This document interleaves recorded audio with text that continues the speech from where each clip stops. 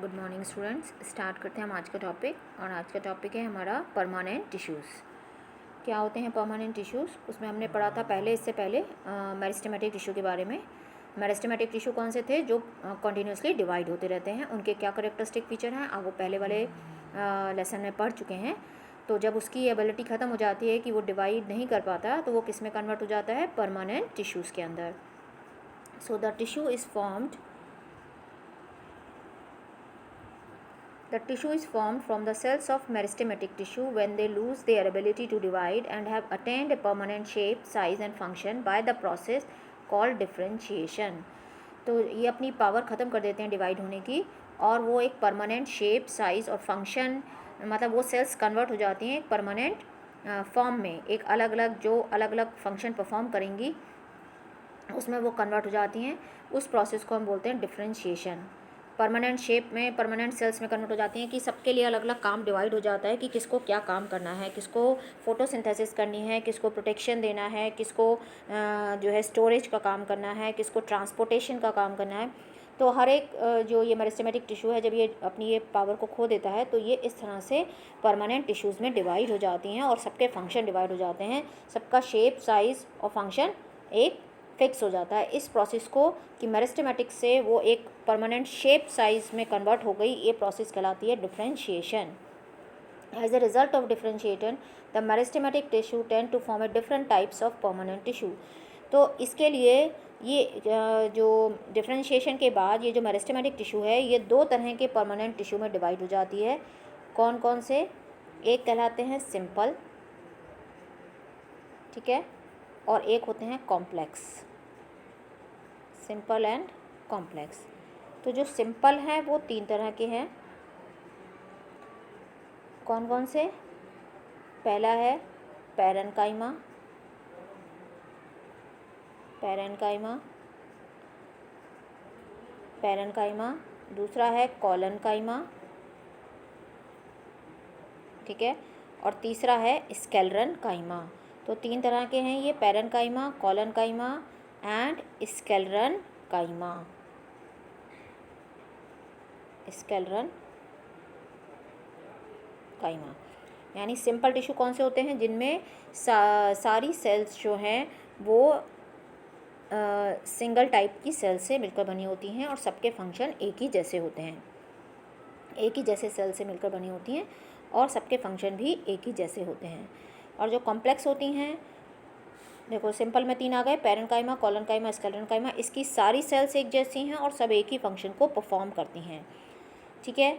तो पहले अभी हम सिंपल टिश्यू के बारे में पढ़ेंगे, उसके बाद कॉम्प्लेक्स के बारे में पढ़ेंगे। तो सिंपल में हम सबसे पहले पैरेन्काइमा, फिर कॉलनकाइमा, फिर स्केलेरनकाइमा के स्ट्रक्चर, उनकी सेल्स, उनके फंक्शन के बारे में पढ़ेंगे। तो सिंपल और कॉम्प्लेक्स। कॉम्प्लेक्स में जो दो आएगा, जाइलम एंड फ्लोएम। उनके नाम आपने सुने होंगे शायद, जाइलम एंड फ्लोएम का ये नाम आपने नहीं सुने थे, पैरेन्काइमा, कॉलनकाइमा एंड स्केलेरनकाइमा। तो सिंपल की सारी सेल्स एक जैसी हैं और एक जैसा फंक्शन परफॉर्म करती हैं। कॉम्प्लेक्स में more than one type of cells present होती हैं और सबका फंक्शन अलग अलग होता है, पर एज ए यूनिट वो एक साथ परफॉर्म करती हैं एक ही फंक्शन को। तो अब हम उसको देखेंगे आगे। चलिए आगे बढ़ते हैं। Characteristics of permanent tissue. Characteristic क्या है परमानेंट टिश्यू के? Permanent tissues do not divide as they lose the power of division. सबसे पहला तो यही हुआ कि इसने जो डिवीज़न की पावर है उसको ख़त्म कर दी। They have definite form and size. उन्होंने क्या ले लिया? एक डेफिनेट फॉर्म और साइज़ ले लिया। They are differentiated cells and carry out specific function. वो डिफ्रेंशिएट हो गई एक स्पेसिफिक फंक्शन को परफॉर्म करने के लिए। दे मे बी लिविंग और डेड। वो लिविंग भी हो सकती हैं, डेड भी हो सकती हैं। जैसे अभी आप पढ़ोगे, तीन में हमने सिंपल की बात की है, पैरेन्काइमा, कॉलनकाइमा, स्केलेरनकाइमा। तो उन दोनों में से पैरेन्काइमा और कॉलनकाइमा क्या है? लिविंग है, और स्केलेरनकाइमा की सेल्स डेड हैं। क्यों डेड हैं, क्यों लिविंग है, उसको अभी हम डिस्कस करेंगे बाद में। दे मे हैव थिन और थिक सेल्स वॉल। उनकी थिन सेल वॉल भी हो सकती हैं, थिक भी हो सकती हैं। ये सारा आप डिटेल में पढ़ोगे अभी। The cells are large with vacuolated cytoplasm. Cells large हैं। difference between meristematic difference between meristematic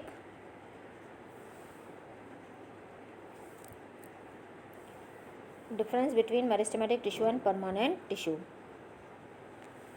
अब हम देखते हैं डिफरेंसेस क्या है मेरिस्टेमेटिक टिश्यू और परमानेंट टिश्यू के बीच में। Meristematic tissues are cells divide repeatedly, cells हमेशा डिवाइड करती रहती हैं। सेल्स आर अनडिफ्रेंशिएटेड, सारी सेल्स एक जैसी हैं, सबका काम डिवीज़न है यहाँ पर, तो कोई डिफ्रेंशिएशन की ज़रूरत ही नहीं है क्योंकि सबको एक साथ डिवाइड होना है और नई सेल्स फॉर्म करना है। सेल्स आर स्मॉल और आइसोडायमेट्रिक, सेल्स जो है वो स्मॉल होती हैं, छोटी होती हैं। आइसोडायमेट्रिक यानी सबकी शेप एक जैसी होती है, अगर स्फेरिकल है तो स्फेरिकल होंगी, पॉलीगोनल है तो पॉलीगोनल होंगी, ओवल है तो ओवल होंगी। वैक्यूल्स आर एब्सेंट, ये हमने डिस्कस किया था। वैक्यूल्स क्यों एब्सेंट है? क्योंकि हमेशा डिवाइड होंगी, इसलिए फूड को स्टोर करने की ज़रूरत नहीं है। इंटरसेलुलर स्पेसेस आर एब्सेंट, इनमें इंटरसेलुलर स्पेसेस एब्सेंट है। सेल्स हैव डेंस साइटोप्लाज्म, ये भी मैंने आपको बताया था, क्योंकि सेल को डिवाइड होना है तो साइटोप्लाज्म डेंस होगा इसमें। Cells have dense cytoplasm. उसके बाद next point, cell wall are thin, thin क्यों होंगी ये भी हम डिस्कस कर चुके हैं, क्योंकि उसको डिवाइड होना है। It helps in growth, growth में हेल्प करती है। ऑलवेज लिविंग सेल्स हैं। तो ये तो करेक्टरिस्टिक फीचर आपको पता है सबके मेरिस्टेमेटिक के। अब हम देखते हैं कि इसमें और परमानेंट में क्या चेंजेस आए हैं। तो परमानेंट टिश्यू के क्या करेक्टरिस्टिक फीचर हैं? Cells are derive from the meristematic tissue and normally do not divide, ये डिवाइड नहीं होती। सेल्स नॉर्मली डिवाइड नहीं होती, पर कुछ स्पेशल केसेस में जो पैरेन्काइमा की सेल्स है, खाली पैरेन्काइमा, कॉलनकाइमा स्क्लेरेन्काइमा नहीं, पैरेन्काइमा की सेल जब ज़रूरत पड़ती है तो वो मेरिस्टेमेटिक हो सकती हैं, जब ज़रूरत पड़े। वैसे नहीं होती, बट जब ज़रूरत होती है स्पेशल केसेस में तब। सेल्स आर फुल्ली डिफ्रेंशिएटेड है। डिफ्रेंशिएटेड मतलब उनके फंक्शंस डिवाइड हो गए हैं, तो उनके कौन से फंक्शन करने हैं उस टाइप की वो सेल्स बन गई हैं। Cells are large with definite shape and size, cells large हैं, उनका एक डेफिनेट शेप और साइज़ हो गया है। Intercellular spaces are often present, ज़्यादातर प्रेजेंट होते हैं। Large vacuoles are present, food storing के लिए भी लार्ज वैक्यूल प्रेजेंट है। Intercellular spaces are often present, large vacuoles are present. Cells have thin layer of cytoplasm around the vacuole, क्योंकि dividing तो है नहीं इसलिए इसमें थिन साइटोप्लाज्म प्रेजेंट है। सेल वॉल में भी थिन और थिक दोनों तरह की हो सकती हैं, वो आप देखोगे अभी कि किस में थिन है और थिक किस में थिक है। जब हम तीनों पैरेन्काइमा, कॉलनकाइमा, स्क्लेरेन्काइमा पढ़ेंगे तो आपको पता चलेगा कि हम उसी के बेसिस पर भी ये एक डिफ्रेंशिएशन का पॉइंट है कि किस में थिन और थिक होती हैं। It helps in protection, photosynthesis, conduction, support.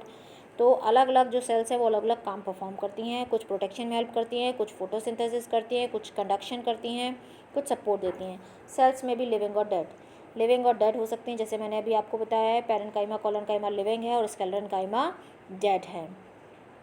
ठीक है, तो classification of permanent tissue, the permanent tissue are classified into 2 group, जो अभी हम डिस्कस किए थे कि 2 ग्रुप हैं इनके, simple tissue and complex tissue.